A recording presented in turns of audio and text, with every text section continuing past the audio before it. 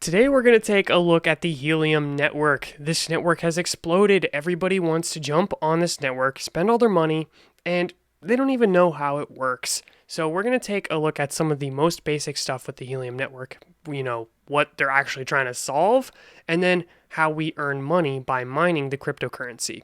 And I'll try to go in a little bit more depth than you might find on some other YouTube videos, but again, this isn't an advanced course by any means. I'm still very new to the Helium network. I just started mining with a miner, and if you decide the Helium network is for you and you want to support this channel, I'll have an affiliate link to that miner below. I have the rack miner and hoping to get some new ones soon. But with that, let's just jump into the network and learn how it works and what it's for. Essentially, what this network is trying to do is provide worldwide coverage for IoT devices. Think little sensors or small electronics that need to connect to the internet. We're not talking about cell phones or computers here. And if you take a look at this map, you'll see that there is nearly 32,000 hotspots, and I wouldn't be surprised if this number goes up extremely fast. Every hotspot has a unique name, which is actually pretty cool, and you can see that there are a ton of hotspots around the United States, which is where I am located. Now, if you're new to this, you might be like, why? Why do we get money for plugging in these little hotspots? I don't get it. Well, basically, companies that make IoT devices can go through the Helium network and save money over cellular. So the service Helium is offering is a cheaper way for these devices to connect to the internet. And we are rewarded in return as well as the Helium company. So if you were an IoT device and you wanted to use the Helium network, you're going to need data credits. And these are created by burning helium. So ultimately, the total supply of helium is reduced. So it's a deflationary coin. This can lead to an increased price in the coin because there is less supply. Now, I only really care about the Helium network from the mining point of view, so we're not really going to talk about how much a data credit is or what that can buy you. You can do that research if you're interested. We're going to take a look at mining now, though, because it's not quite as simple as just plugging in a device and then just drowning in money. Yeah, that can happen if you're lucky, but there are a few things you need to look for because it really is important where you place this hotspot and the hotspots around you. So let's take a quick look at how this coin is actually distributed. So there are a bunch of different ways this coin is distributed, specifically 5 million every single month. And here are the different percentages. Actually, we'll start at number 4, the network data transfer. And this is basically if someone decides to use the internet through your hotspot, you get rewarded. So 32.5% of helium is given to hotspots, allowing devices to connect to the internet. This is good news and potentially bad news. If you're in an area where people are using the Helium network actually for internet and not for mining, then you are going to earn extra rewards. That's the good news. The bad news is if you're not in an area where the Helium network is being used, you're not going to earn as much. But before you freak out and cancel your hotspot order, you're still going to make money because this is only 32.5% of the distributed helium. Then there is another percent that they don't put in here, and I'll show you that real quick. Those are the security tokens. These go to Helium and investors, Helium being the company. So basically, if you get rid of the network data transfer, you might get some of that, you might not. You're definitely not going to get any of this. You're pretty much left with these 4 categories of income, which is not insignificant. It's not like you're left with the crumbs. This is essentially a third of the network. Even if you're not doing any data transfer, you can still make a significant amount of helium. So before you worry too much about these numbers and, how often this happens with these numbers up here, just look at the percentages. The very first thing you should understand is that proof of coverage challenger is a very low percentage. The witness is a very high percentage, and I'll explain what this means later, but this is very important when it comes to calculating profits from the helium mining. So now let's take a look a little bit about what these things mean, as well as what an epoch is, and all of that. Basically, you're rewarded in a few different ways. One way is basically confirming that hotspots are providing coverage. That is known as proof of coverage. So every 240 blocks, approximately, hotspots issue challenges. And these challenges reach other hotspots, and these are the target of the proof of coverage challenge. Basically, what happens then is the hotspot that was hit is required to beacon and essentially show that they are in that spot and that they are working. These challenge packets can potentially be witnessed by geographically proximate hotspots. And that is the witness part. They report the existence of the challenge packet after it has been transmitted. So taking a look back at this chart here, the witnesses can make a significant percentage of the helium. This is largely to incentivize miners to put their hotspots close to one another to provide complete coverage of a city, for example. But not too close and not too far away. The closest they can be is 300 meters, or else they're penalized and each hotspot is not going to earn as much. Well, if they go too far, then they're not going to witness each other and the earnings are going to decrease again. So if you're in a really populated city, you look at the coverage map, you'll probably see some helium hotspots around you. Let's say you live on your own or you're in an apartment complex and no one else has a helium hotspot.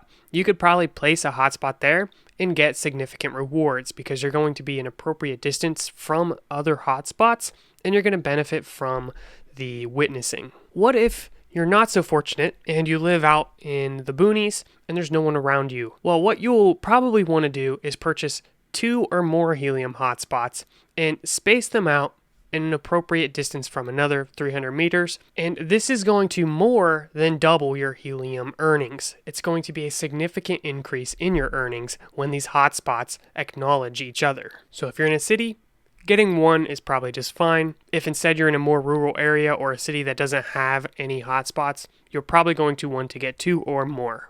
And you might just have to mingle, find someone who's willing to let you connect it to their internet. Fortunately, these don't use a lot of internet or electricity, so I think it could be a pretty good sell, especially if you're offering a revenue share or offering to pay them, whatever it might be. I'm sure there's plans out there that people have made to basically cover an entire city on their own. This last group here is the consensus group. These are hotspots that are randomly elected and they perform tasks including validating transactions and publishing new blocks to the blockchain. Not everybody is in this group and the group members receive a portion of the 6% distributed to the consensus group. Now, as I'm going to talk about in an upcoming helium video, if you just place a hotspot by itself, you're going to get a very small amount of helium, maybe 0.05 every couple of hours.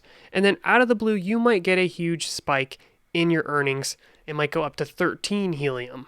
And that is most likely caused by the consensus group, if your hotspot was chosen to be added to a consensus group. So we're going to be taking a look at that in more detail in upcoming videos, as well as how having numerous hotspots around you affects your earnings. You can use the Explorer to select any of these hotspots and learn more about them and basically analyze their earnings. So first thing, it's synced, which is good.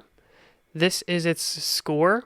1 means that it's going to get its full earnings. And then relayed is not a good thing. You can read about that here. I don't know all the details about this, but the connection is being relayed through another hotspot on the network, which may affect mining. So we'll scroll down here and we'll take a look at the rewards real quick. You can see in the last 24 hours, they've earned 0.25 helium, and in the last 30 days, 69.95 helium. So let's take a look at the activity, and you can get more details of what earned it how much helium. Next thing I wanted to talk about is these numbers right here. Where do these come from? Because earlier I said something about 5 million helium, but these don't add up to 5 million. It's just a little bit confusing if you're new. Basically, you have to understand what an epoch is as well as block time. In blockchain, everything is a block, and a new block is going to be added to the blockchain every interval of time, where in helium's case is every minute. 30 of these blocks is known as an epoch. So that's going to make this chart look a little bit more meaningful. Basically, there's going to be 3,424.66 helium every epoch, or every 30 blocks, 30 minutes. So, for example, 3424.66 times, and remember that's every 30 minutes, so there's going to be 48 in a day, and multiply that by 30 for 30 days in a month, and that's going to give you close to 5 million. I think there's a little bit more than 30 days because that would only be 360 days in a year, not 365. But anyways, I'm getting into the details here. This is where that 5 million number comes from. Now, another thing you need to be aware of and not necessarily concerned about, we're going to talk about that a little bit, but that is the halving, which is basically when these values are cut in half. So all the rewards are 50% of what they used to be. This is a typical thing in blockchain technology. It's how Bitcoin works. It's how Chia works. It's how Helium works.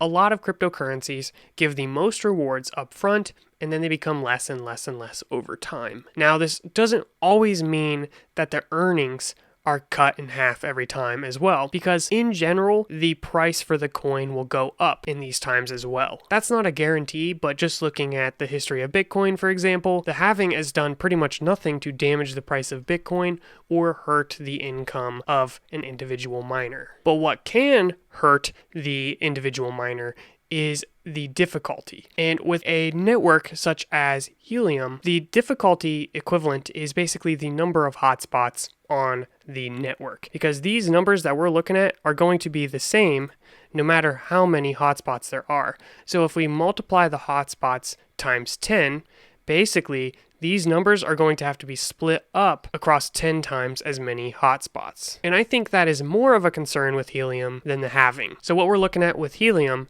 is the number of hotspots being multiplied by 10 or more just by the number of pre-orders that have been made. There's been a verified like 200 or 300,000, I don't even know the number, but a crap ton of hotspots have been ordered, and these will be added to the network very soon. So you should expect your rewards to be cut to essentially a tenth. It's not all bad though. Yeah, that's kind of bad, but it's good because it means the network is being adopted, and it means that more people are going to want the Helium cryptocurrency. Basically, the network is going to be more usable for different companies that want to actually use data credits to connect their devices to the internet. So it very well could be that even with the halving and the times 10 in the number of hotspots, you could still be earning the equal amount of money or pretty close to it. I cannot say for sure, and I wouldn't be surprised if the earnings go down, because some people are earning just a crap ton of money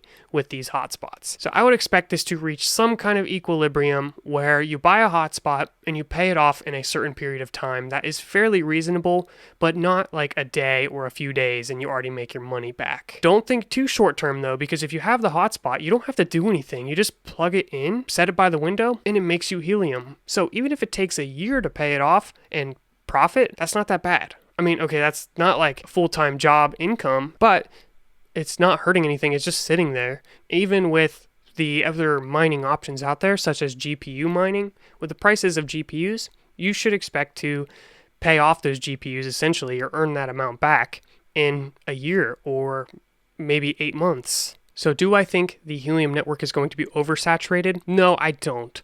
But I do think there's going to be pretty much a slap in the face to a lot of people who are expecting to make thousands of dollars every single month from Helium, because realistically, the price would have to go pretty dang high for the dilution of the rewards to equal the same amount of money. Is it possible? Yeah, it certainly is, and I'm sure there's people that truly believe in the Helium network and expect that to happen. I'm pretty convinced that this is going to be a good investment on my part, even though I have to wait a while to get all of the hotspots, because it's a pretty passive investment. It literally requires nothing. You don't have to do anything besides set it up. So this halving we've been talking about is set to happen on August 1st. So by the time your pre-orders come in, the halving is already going to have happened, and these numbers will be 1/2 of what they are. Everything I've said about the price and where the network is going, it's all speculating. I really have no idea, but I do have high hopes for this network, especially because I know in their future, they will be doing a similar thing with 5G networks. So what that means is Helium is not just limiting their goals to IoT devices, but ultimately internet. So it could have a really bright future. So let's take a little bit of a moment to look at the different miner options, because there's a lot of questions out there about them. So here are some of them. This one here, this is the original design. You can't get that one anymore. Then there are some outdoor versions if you want to put it outside. We'll just go down, scroll down to the different options. So the Nebra's That was probably the most popular, and they're currently out of stock. My next suggestion is the Rack Miner and the Bobcat Miner. The Rack Miner is the easiest to purchase, very simple, and that's what I have and it's working great. I did order a Bobcat Miner, hope to get that at some point, but we'll see. The only thing with the Bobcat Miner is it's a little bit more expensive, and you have to check out with cryptocurrency, which, for a cryptocurrency channel I should be encouraging, but it's a little bit of a learning curve if you've never done that before. This one has a little more advanced technology, I guess you could say, and they claim that their antenna can help result in increased helium earnings, but I can't confirm for sure. I reached out to the Bobcat team in hopes of getting a discount for this channel. I haven't got that quite yet, but by the time you watch this, there might be one in the description or comments. I guess we'll just have to see. I do, however, have a discount for the Rack Hotspot Miner, so you can use the coupon code Caleb to save 3%. And then just make sure you get the correct frequency. I just got the indoor one and put them in the window. I haven't done anything with outdoor miners yet, but that's something I would like to experiment with in the future. If you want to order more than 50 Rack Hotspot miners, you can check out this email address here. Just be sure to tell them I sent you their way. That way they know who's really giving them business. But anyways, essentially, all these things are pretty much the same thing. It's just a Raspberry Pi with an antenna that connects to the Helium network. You just plug them in, connect them to the internet, and they do their job. I haven't heard from all of the videos and articles I've read, there's not wildly different income from different miners. So the most important thing is figure out which ones are most likely to get to you within a reasonable time frame and go with that one. There's also this third one down here, but I really don't know much about it, so you might want to do some research before you go and get this one. So I'd personally start with these two, and maybe we'll look at this one in the future. As for setting these up, you're just going to use the Helium app, connect to the device, and you're going to have your wallet on the Helium app as well. Make sure you write down your seed phrase and keep that secure. I wouldn't take a screenshot of it or upload it to the internet. I'd just write it on a piece of paper that you can keep safe somewhere. You can have all of your hotspots on that same seed phrase earning Helium to that wallet. You can then send the Helium out of that wallet to an exchange if you want to sell the Helium coin. New exchanges are starting to support Helium. I know Crypto.com just added Helium, so that's pretty cool. If you want to sell your Helium there, you can sign up with my affiliate code Caleb. Tends to be my affiliate code because that's my name, but that would help me out as well. On a side note, I've been in conversation with a potentially new hotspot that could be approved. I don't know if that's going to happen, but if that's the case, this channel might be one of the first channels to talk about it. So I'm really excited about that. If you want to see that information so you can be ahead of everyone, then be sure to subscribe and hit the notification bell. Stay tuned for upcoming episodes. In general, we post once a day, sometimes more, so we're cranking through content talking about a lot of cool networks. Now, before I get too off topic, the inability to create your own hotspot was introduced because of some potential issues with trying to game the system. I don't know the details of this, but now there is an approval process and you can research what that takes. To me, this makes the network a little bit more centralized. Basically, Helium controls which hotspot manufacturers can join the network. They essentially have a master key. You can find the details of what it takes to get approved in this GitHub README. So here is the approval process for third-party manufacturers. The summary is this proposal seeks to lay out requirements for third-party manufacturers to be approved by the community and a process by which onboarding keys can be issued by Helium. So to some extent, it's approved by the community, but Helium is ultimately the one who issues the onboarding keys. Now, I would like to just dive into this a little bit deeper in an upcoming video or just in my research to understand how decentralized Helium is. I really think it's ideal that a network can survive without the company associated with it. This does not mean Helium is garbage or any company that supports a blockchain is garbage. In fact, I think that can actually lead to really high quality products, but it can be concerning if it's tightly coupled to the company such that the network is in complete control by that company. I don't know to what extent that is with Helium. I just need to do a little bit of extra searching around, but if you have any good resources for me, drop a comment in the comment section below. That's one of my only real concerns with Helium is I think it could be a little bit more decentralized. But there's a lot of networks out there I've talked about that I think are doing very innovative things. They just need to work on the decentralization. And I think a lot of times companies will start off pretty centralized, get the product made, and then start to decentralize, possibly introduce governance tokens and all kinds of different possibilities. I'm really curious where this goes with Helium in the next couple of years. I think they have a lot of cool things coming, and I have pretty high hopes for the price. So even if the mining rewards are diluted, I still think this is a great opportunity right now. So I'll see you in about 8 months when everybody gets their hotspots and looks up Helium again. So stay tuned for that video. Please be sure to subscribe, and I'll see you in the next video.